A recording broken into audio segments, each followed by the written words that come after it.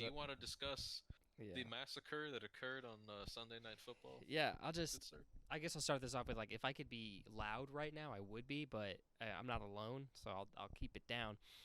But if I could be loud, I would just be Yeah, screaming the F word. Like we I can would just we can be, hear the crickets actually. So oh, okay, cool, cool, verified, cool. you're not alone. I do hear That crickets. yeah, I'm outside as well. That adds to it. But Yep. uh, what I told you, like I could stomach a close loss. Right. Told you I could stomach a Which is what close I loss. expected. But I told you what I could not stomach and what would make me give up on the season was a Yes. blowout. And that is Yes. exactly what happened. And it's so much is going to be made about Dak. Dak, I am he's he's not the guy. Dak's I've not been the guy. defending him for so long. He's not the guy.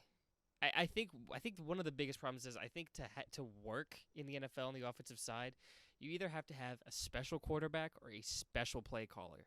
And right now Dallas has neither. Right. So it's technically not all Dak cuz he's a capable quarterback, Right. but I've seen enough of Dak to roll the dice with another quarterback. And with this upcoming quarterback class and having Trey Lance on the bench, like we have shots, like reasonable shots at the quarterback position to be taking. Mhm. I'm so done, honestly, with Dak that and this is going to sound crazy, I do genuinely want to play Trey Lance. I don't hate that because I mean you see what you have, and if he's not the guy either, like you said, it's a loaded quarterback class. Go take your pick. There's a ton of guys here Take who a could be pick. real difference makers. And if near, whenever we pick, we have the choice of a traits guy or a guy who's been a multi-year starter. Honestly, take Yeah. the multi-year starter. That's it's kind of it seems like that is being like the big thing right now with quarterbacks coming out with how quickly they're succeeding and how well they're succeeding. Brock Purdy, multi-year starter. Yep. C.J. Stroud didn't play as much as Brock Purdy, but got first of all played for Played two Ohio full State, seasons. two full Two states full at seasons as Ohio well. State, so Yep. that might be weighted a little more as well. So I Yep. genuinely am ready for a big change at the quarterback position, and Mike's got to go. I'm ready to get rid of both. Yep. Mike is the one that has to go. I can understand like keeping Dak and getting a new offensive coordinator or new head Yes. coach that would be an offensive guy. The thing that scares me and what I want. I'm not even talking about the game much. I turned it off partway Yep. through when I think when Right. George Kittle scored his third touchdown. I was like, I could see where this is going. I'm not subjecting myself to this, so I turned it You off. shouldn't. And it's the Niners Cowboys rivalry. Historically, it is a rivalry, and I don't know how quickly historic rivalries like fade off and stop mattering. Yep. But this rivalry, I thought it wasn't a rivalry because of how much the Niners just own us these past couple years. But then Right. like George Kittle wears like the fuck Dallas shirt, so I'm like, okay, it means something to him and probably that team as well. So maybe it is still a rivalry, but it's not a Yep. rivalry based on like competitiveness. Right. I guess it is still just they're riding off the historicness of it, and I don't know. I don't know. I think rivalries have as much meaning as you choose to give them Hmm. as a fan or as a player in terms of like even if it's been one-sided for a long time, Yeah. especially if both teams are in competing mode, like if both teams very obviously have like championship aspirations. Like Hmm. the best example of this I can think is when Alabama played at Tennessee last year when Tennessee had just come off the road win against LSU and just beat the shit out of them. Hmm. And the rivalry is called the third Saturday in October because it's always played on the third Saturday in October, and we play Alabama next weekend. Of course, we play your Aggies this upcoming weekend. You'll But win. Alabama had beaten us, I think, the last 15, 16, 17 times, whatever it Damn. was. But because of how well Tennessee was performing, this rivalry was finally getting hyped up again for what it used to be. Because this used to be like the biggest SEC rivalry at one point, and one of the biggest rivalries in all of college football. Yeah. At one point, back in like the '90s or so, this was huge. But of course, over the last 2 decades, it had been all Bama. But Tennessee, without even winning, they did go on to win the game, of course, but without even winning, just showing up to the game as a 5-0 team, that game garnered a lot of attention because now all of a sudden it's it feels real again because both teams are in a window where they could realistically compete for something. Mm-hmm. So I think, like again, like I said, Kittle wore the "fuck Dallas" shirt. Like Yeah. clearly, it means something to Kittle because I mean, obviously, they beat Dallas in the playoffs last year.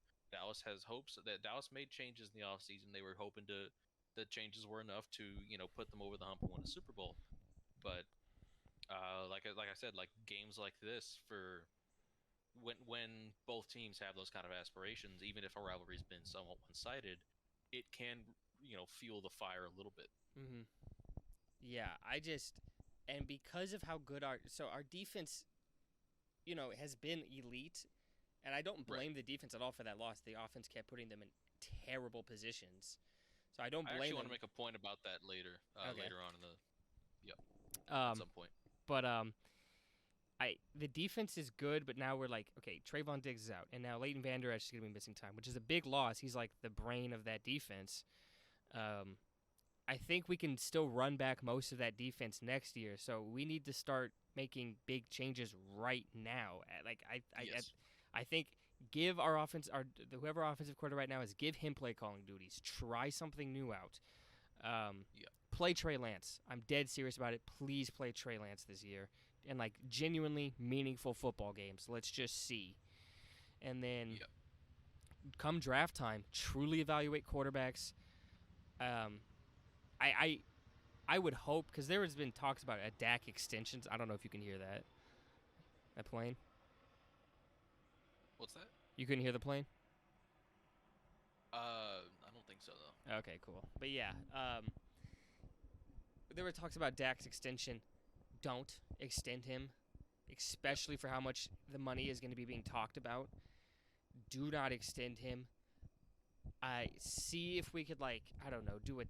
I think he has a no tag clause, and I don't know if I'm trying to think. I would assume, since we're talking about an extension, he probably still has a year left for next year on his contract, maybe two. I don't know Yes. how many more, but like, Probably at least this season and next season. look into a trade. Look Yeah. into a trade, because there are teams that will improve with There will Dak be Prescott at takers. quarterback. There will be takers. There will be takers 100% and there will teams be that takers. genuinely do get better. He is still a capable quarterback, but I Yeah. I am done with him. I am Yeah. done with him. I'm ready for something new. So I just want to try Trey Lance, maybe draft a quarterback, just start taking shots at that position again, and start moving forward. I mean, Jerry Jones is good at drafting. He is good at building a roster. Yeah. So the whole, because people put a certain amount of time on a Super Bowl window. You never actually know how much time you have. Right. Especially because we will be extending Micah Parsons. The defense will always at least be good enough. Guaranteed. It will always There at is least be good enough for a Super Bowl. There is no shot Micah doesn't get the biggest of bags this offseason. Micah, we have Deron so- Bland, because he just drafted him, not this previous draft, but the draft before. He's good at corner. We have him. Trayvon Diggs will come back. The ACL injury, maybe a year difference. Speed was also never really like top speed was never really his thing anyway. But give it a year to fully come back after that. I'm not worried about him. He was always a good, not great athlete, but I mean that's not his game. And so my it's not the biggest. My perfect offseason would be getting rid of Mike McCarthy, hiring like Ben Johnson as our head coach, and Ben being able to keep Dan Quinn. If that would be magical. If we pull that off, that would be the perfect offseason for me. That is what I truly want with new quarterback. My biggest fear for Dallas is if Mike McCarthy does get fired, they just go ahead and promote Dan Quinn. Which, I mean, I like Dan Quinn as a defensive mind, but I don't like promoting, because that's literally the same principle as what you did with Mike McCarthy. It would be the exact same plan for the most part. I mean, if, in terms of I wouldn't hate it. Take a guy who washed out with his old team and then make him your head coach. I don't like the process. I mean, I think Dan Quinn is coaching right now the best he's ever coached, even anywhere else. I think this is the best he's ever coached anywhere. Yeah, and I think he's grown as well. Yeah, I think he could be a better head coach. His tendencies and. But I don't know. There is hope that he might be okay with just staying as a defensive coordinator since he didn't leave last year when he was one of the top candidates because of how good he was on the defensive side. So there is a chance where we can hire an offensive mind, an actual offensive mind, and not ever what the fuck Mike McCarthy is. Yeah, And, I think and it's a keep Dan conversation Quinn. Jerry Jones would he would sit down with him and then tell him Yeah. like, hey, this is a real possibility. What would you want to do if this were Yeah. to happen? Dan Quinn needs if to be in on the conversations about head coach, and yeah, he just needs to be.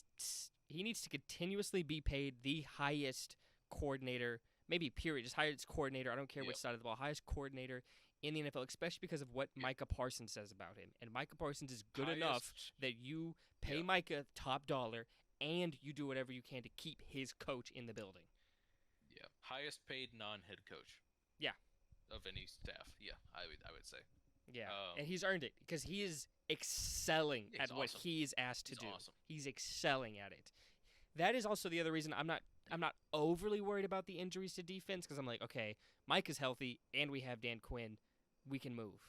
It still hurts and it stops us. Like, I mean, after the Diggs injury, I was like already kind of like, okay, I thought we had a chance to be an historic defense. That's probably gone, but we'll still be a top defense in the NFL this season. But Van Der Esch being out, it's like, okay, I think we'll still be good on defense. We have Micah, DeMarcus Lawrence, Dan Quinn. We'll be good, but it's not going to be what we thought it could be when it started the season. But I've said everything. I'll just recap everything super quick. I'm done with Dak. Play Trey Lance, see if he's good. Draft a quarterback. If Trey Lance isn't showing enough, fire Mike McCarthy. Do whatever you can to keep Dan Quinn. Ideal hire would probably be Ben Johnson of the Detroit Lions.